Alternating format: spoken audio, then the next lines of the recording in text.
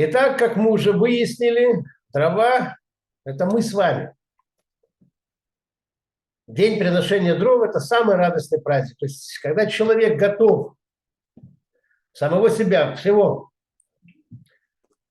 отдать Всевышнему – это самое высокое, что только может быть. Поэтому тот, кто смог к этому прийти, это человек, который добился самого большего в своей жизни.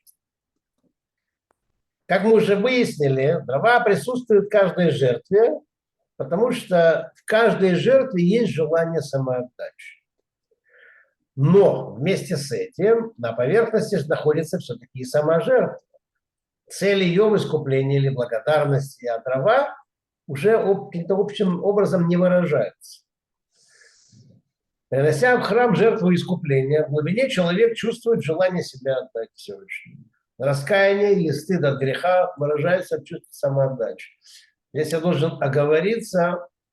Те, которые думали, что за искупление от греха надо принести какое-то животное в жертву, но у человека не было никакого сожаления по поводу своего поступка, и он жертвоприношение воспринимал как своеобразную индульгенцию, которая очищала его от совершенных грехов, ничего не добивался. И это было бессмысленное жертвоприношение, потому что без внутреннего человеческого настроя, когда человек сожалеет о проступке, когда человек раскаивается в нем, когда он смотрит, как жертвенное животное лишается жизни, он понимает, что в данном случае оно возложено на алтарь вместо него. Но жертва все-таки она определенная, она же является искуплением за определенный грех, поэтому какое-то определенное животное должно и выражать. Коэны тоже заняты жертвой. И они тоже видят не самоотдачу, а искупление греха. У них задача просить у Всевышнего милости для народа. Пасхальная жертва, например, она выражает именно вот ощущения, которые связаны с историей выхода из Египта. А жертва, человек, который излечился от тяжелой болезни, присутствует благодарность. Дрова, самоотдача, они скрыты, они глубже. Явного выражения сейчас они никакого не получают.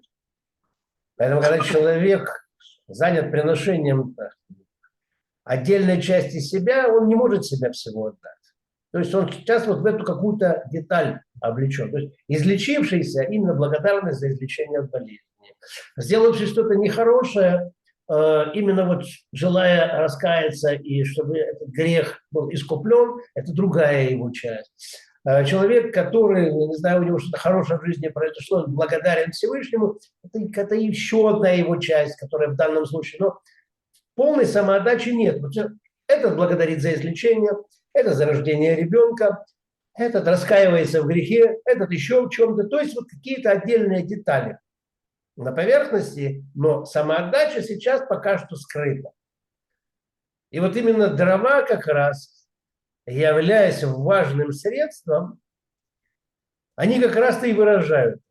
И в жизни, в каждом из нас, даже когда мы делаем что-то во имя Всевышнего, факт этой самоотдачи, он достаточно скрыт. Не только от окружающих, но и от самого человека тоже. Если человек, например, делает какое-то пожертвование, оно совершается, например, в чью-то заслугу или там за упокой души, но самоотдачи здесь никакой нет. Он либо для кого-то, либо за кого-то, либо еще что-то. Когда человек учит Тору, например, он понимает то, что он изучает, и наслаждение испытывает от этого, и от учебы. Когда человек продвигается в исполнении заповедей, он чувствует удовлетворение. Это не жертва дров. Это удовольствие от того, что ему вот удалось что-то сделать. А где же тогда эта самоотдача находится? Если мы о ней столько говорили, а теперь получается так, что она где-то скрыта. Где она находит отражение, ну, скажем так, в маленьких поступках, которые человек, например, совершает, не испытывая удовольствия, а когда он делает их во имя Всевышнего и делает потому, что так надо. Несмотря на то, что его за это никто не похвалит. Вот это самоотдача, не ожидая ничего взамен. Вот наглядный пример. Рубка деревьев для приношения жертв в течение года. Это работа тяжелая и непрестижная. Сам дровосек не получает от нее никакой выгоды. Почему? Потому что дрова отправляются в хранилище, они лежат там месяцами, они даже не обретают какую-то форму святости. И только после какого-то промежутка, длительного промежутка времени дрова сжигаются на жертвеннике, но тогда, когда берут то или иное полено, никто не сможет сказать, какой из этих людей, например, кто рубил эти дрова. Ни у кого такой мысли уже не возникает, потому что по полену определить, кто это дерево срубил, кто его распилил на бревна, а бревна разрубил на дрова, никто ничего этого не скажет, не сможет сказать, потому что это уже будет тайна, покрытая мраком. Поэтому она будет, эти дрова, они будут сопровождающей частью жертвы совершенно другого человека. То есть тот, который рубит эти дрова, он их приносит в храм, они лежат несколько месяцев, потом какой-то там человек X, у которого какое-то жертвоприношение от себя, у него там долго не было детей, родился сыном, хочет благодарственное жертвоприношение принести, берут со склада дрова, и на них производится это жертвоприношение. То есть этот один человек эти дрова рубил, они лежали в общей связке, и совершенно другой человек ими пользуется сейчас. И действительно, один человек выражает благодарность или раскаяние Всевышнему, а того, кто эти дрова рубил, никто даже не вспомнит. Для него сейчас именно его деталь важна. Почему же все-таки рубили люди дрова? Ведь это же неблагодарное дело. Потому что Всевышний этого хотел. Потому что дрова нужны для служения в храме.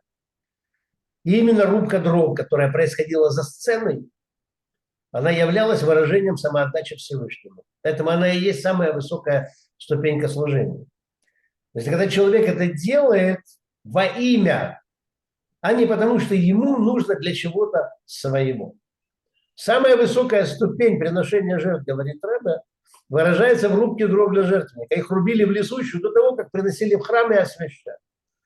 Отсюда следует, что подготовка дров, где святость никакая не выражается, является полной самоотдачей Всевышнему. И человек думает, он не думает ни о себе, ни о своих совершениях. Он думает о том, только, что ему надо исполнить волю Всевышнего. Это не почетный момент высшего удовлетворения. Это за сценой все происходит.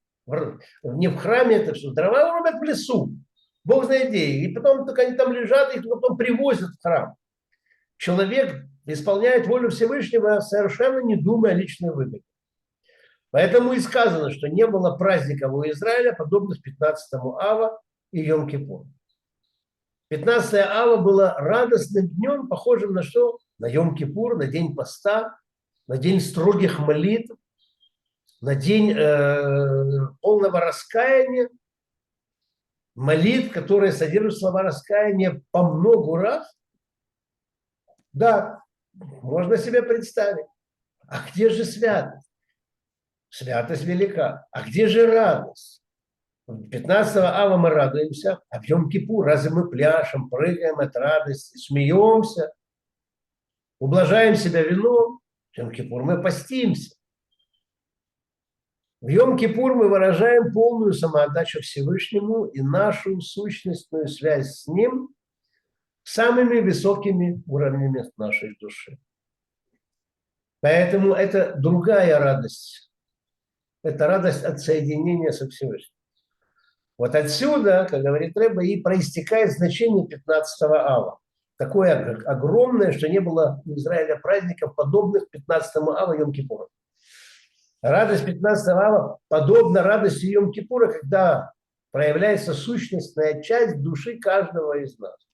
Самая высокая ступень, которая связывает нас с Богом. Поэтому радость рубящего дрова для жертвенника до освящения, до всего остального, она из самой высокой ступеньки души происходит. Человек, который радуется от того, что он делает нечто, выполняя волю Всевышнего.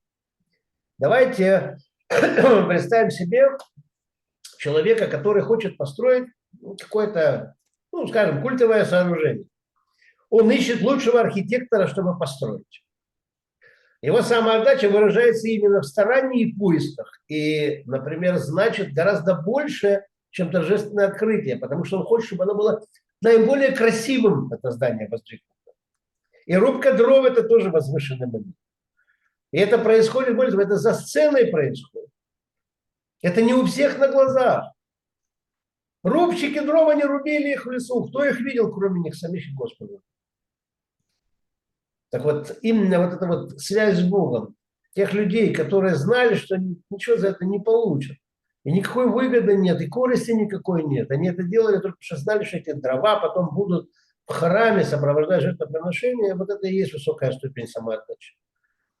Когда человек делает акцент на ближнего и думает о пользе для ближнего, а не о своей собственной, он может выразить самоотдачу Всевышнему, и это дает ему большую радость. Поэтому и говорят, что этот праздник такой великий, которого не было, что ему можно сравнить только с Йом-Кипуром. Какое можно резюме сделать? Давайте попробуем взять для себя такое небольшое практическое упражнение. Подумаем над таким моментом. Некоторые поступки в наших глазах малозначительны. Поднять бумажку, которую кто-то обронил в молельном зале, например. Позвонить родителям. Помочь своему товарищу. Или, например, если там урок, пойти купить каких-нибудь немножко каких-то вкусных вещей и напитков, чтобы поставить это на стол. То есть вот такие вот возвышенные моменты, которые кажутся нам вообще незначительными, они самые большие. Потому что человек думает о других, а не о себе. Рубящий дрова знает, что он не знает, кто потом им воспользуется, для какого жертвоприношения, но он это делает. И вот для нас такое практическое упражнение вот в нашей жизни, когда мы что-то вот такое делаем, столкнувшись с поступком за сценой, от которого нет ни выгоды, ни удовольствия. Спросим себя, принадлежу ли я Всевышнему? Если ответ утвердительный, то вот это наша задача. То есть здесь это еще зависит от внутреннего настроя. Ну и как из книги Айом-Йом, напутствие. Великая заслуга, когда Всевышний удостаивает и дает благословение ощущать наслаждение в совершении блага ближнему своему. Настолько, что ближний дорог в глазах человека больше, чем он сам. То есть стараться сделать для кого-то больше, чем человек хотел бы сделать это для себя любимого, вот это самая настоящая самоотдача. И вот с этим напутствием к нам обращаются наши мудрые учителя. И представьте себе, что человек, которому удается действительно что-то для кого-то сделать, даже больше, чем он мог бы сделать для себя самого, ощущение радости словами передать нельзя. Это действительно большая радость, и это действительно большое дело. Самое главное, что Всевышний это все воспринимает как самый высокий поступок. Поэтому давайте стараться так и поступать.